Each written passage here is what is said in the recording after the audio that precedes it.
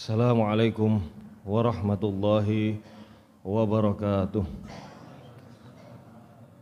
Alhamdulillahilladzi hadana lihadza wa ma kunna linahtadiya laula an hadanallah.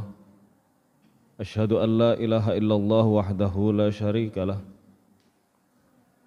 Wa asyhadu anna Muhammadan abduhu wa rasuluhu la nabiyya ba'dah. Allahumma salli wa sallim wa barik ala nabiyyina Muhammadin wa ala alihi wa ashabihi wa mawalah. Jamaah yang dirahmati oleh Allah, puji syukur kehadirat Allah Subhanahu wa taala. Salawat serta salam mudah-mudahan senantiasa tersampaikan kepada Nabiullah Muhammad sallallahu alaihi wasallam. Dalam satu kesempatan Rasulullah sallallahu alaihi wasallam mengabarkan kepada para sahabatnya,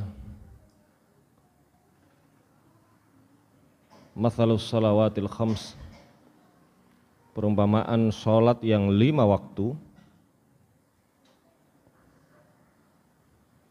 kamathali nahrin, laksana sungai jarin yang airnya mengalir, ghamrin, mengalir bukan dangkal tapi dalam, airnya mengalir jernih dan dalam. Fi babi ahadikum, di depan rumah kalian, di depan pintu kalian. Wa yaghtasilu fihi khamsa marrat, yang dalam sehari kalian mandi sebanyak 5 kali.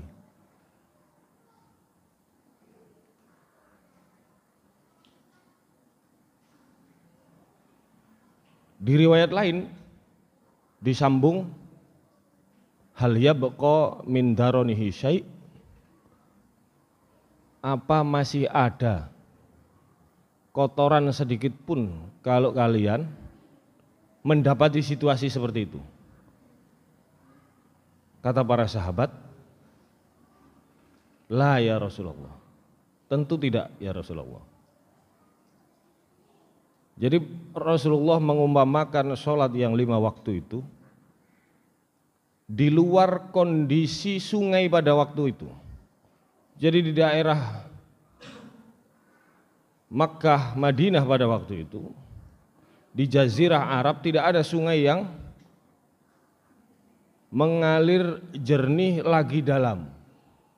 Mungkin mengalir iya, jernih iya, tapi tidak dalam, hanya dangkal-dangkal saja. Kalau dangkal kemudian kita mandi, ada orang mandi, tentu tidak seluruh tubuhnya bisa terkena air.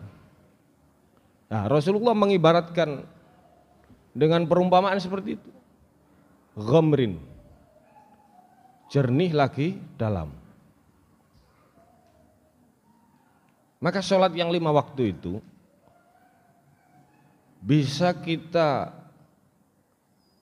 ambil mau'idhahnya adalah pembersih dosa harian kita.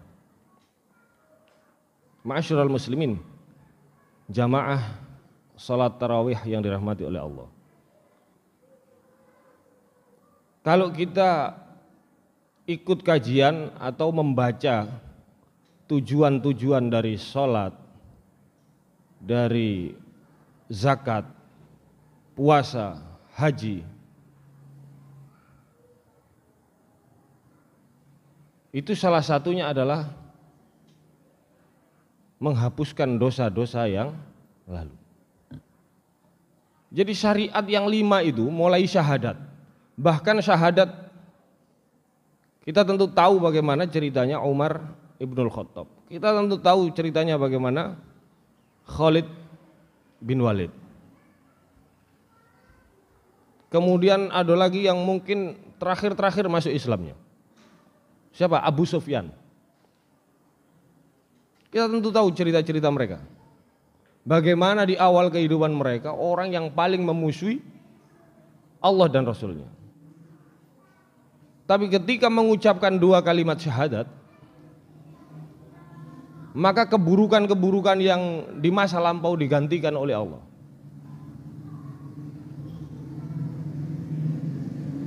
Ditambah lagi dengan mereka melaksanakan sholat, menunaikan zakat, sebagai apa? Pembersih diri sekaligus harta bahkan. Jadi fungsinya itu, syariat itu mulai dari syahadat sampai haji apa? Tazkiyatun nafs. Membersihkan diri. Nah, jamaah yang dirahmati oleh Allah, ini masih tentang sholat. Masih tentang sholat. Rasulullah SAW ketika dalam sujudnya, dalam satu riwayat yang diriwayatkan oleh Abu Hurairah, yang dinukil, yang dikeluarkan oleh Imam Muslim, kata Rasulullah, karena Rasulullah SAW, kata Abu Hurairah, yaqulu fi sujudihi, mengucapkan di dalam sujudnya itu, beliau mengucapkan Allahumma gfirli dzambi kullah diqqahu wa jillah wa awwalahu wa akhirah wa alaniyatahu wa sirrah. Bayangkan seorang nabi mengucapkan doa Allahumma gfirli dzambi kullah, ya Allah ampunilah dosaku seluruhnya, diqqahu wa jillah, baik yang kecil maupun yang besar, wa awwalahu wa akhirah, mulai dari awal balik sampai meninggal dunia, mulai dari awal sampai akhir, wa alaniyatahu wa sirrah. Nah, ini yang sering kita lupa.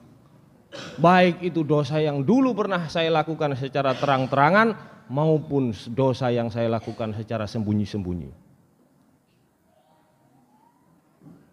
Maka dalam konteks ini Rasulullah mengajarkan, saya ini seorang nabi, kata Rasulullah. Istighfar saya tidak kurang dari 100 kali, lebih dari 70 kali, tidak kurang dari 100 kali. Di dalam sujud, di dalam ruku, di dalam duduk, di antara 2 sujud, apa yang kita ucapkan? Subhanakallahumma rabbana wa bihamdika Allahumma firli. Kemudian ketika di antara 2 sujud, Rabbighfirli atau Rabbighfirli warhamni wajburni, dan seterusnya itu. Kemudian ketika sujud malah macam-macam doanya. Artinya permohonan ampun. Nah, kemudian oleh Rasulullah dikabarkan lagi tentang bagaimana sholat 5 waktu sebagai pembersih dosa harian kita. Bagaimana mingguannya? Maka kalau kita ini kembali kepada prinsip jamaah, sekumpulan atau mungkin lembaga, akan ada evaluasi harian, evaluasi mingguan, evaluasi bulanan, evaluasi tahunan. Apa kata Rasulullah? As-sholawatul khomsi, sholat yang 5 waktu itu. Wal jum'atu ilal jum'ati, satu Jumat ke Jumat yang lain. Wa Ramadan ila Ramadan, dan Ramadan yang satu terhadap Ramadan yang lain. Mukaffirat, bainahunna mukaffirat, idza jtunibatil kabair. Di antara itu semua, di antara evaluasi itu baik harian, mingguan, bulanan maupun tahunan itu mampu menggugurkan dosa-dosa kita, mulai dari akil balik sampai saat itu. Apabila dosa-dosa besar mampu kita hindari. Jamaah yang dirahmati oleh Allah, maka kalau kita kembalikan Ramadan ini sebagai penggugur dosa tahunan kita, tentu ada hal yang harus kita tekankan di dalam bulan Ramadan. Yang pertama tentang mohon ampun. Rasulullah mengajarkan kepada kita sering-sering perbanyak Allahumma innaka afuwun tuhibbul afwa fa'fu anni. Selepas sholat, baik sholat fardu, sholat sunnah, perbanyak mengucapkan itu. Allahumma innaka afuwun tuhibbul afwa fa'fu anni. Terutama di 10 hari yang terakhir. Yang kedua, yang patut kita ingat adalah bagaimana Al-Quran kita ini mewarnai hari-hari kita di bulan Ramadan. Kita tentu ingat sering mendengar, bahkan sering juga menyampaikan mungkin, khairukum man ta'allamal Qur'ana wa 'allamah. Sebaik-baik kalian adalah orang yang mengajarkan Al-Quran, belajar Al-Quran, mengajarkan Al-Quran. Ternyata kalau dipikir, kalau kita mau berpikir, ini bukan sembarangan. Rasulullah mengucapkan ini bukan main-main.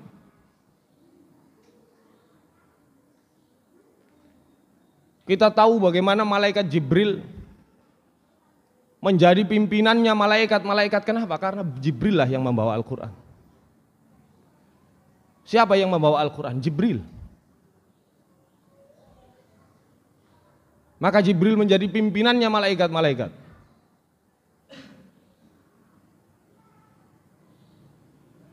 Kepada siapa Al-Quran diturunkan? Muhammad SAW. Siapa Nabi yang paling baik? Siapa yang menjadi Sayyidul Anbiya wal Mursalin? Muhammad SAW.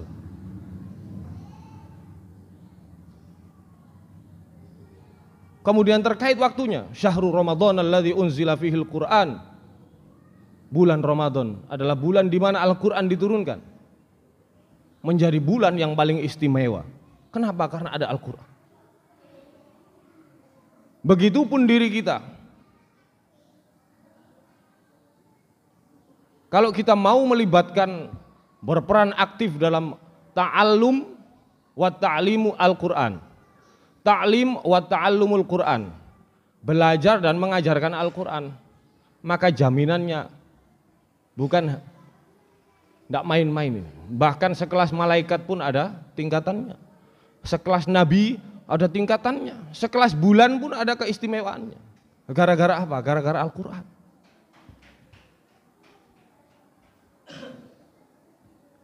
Hadirin yang dirahmati oleh Allah, kita sudah tahu bahwasannya sholat itu pembersih dosa harian kita.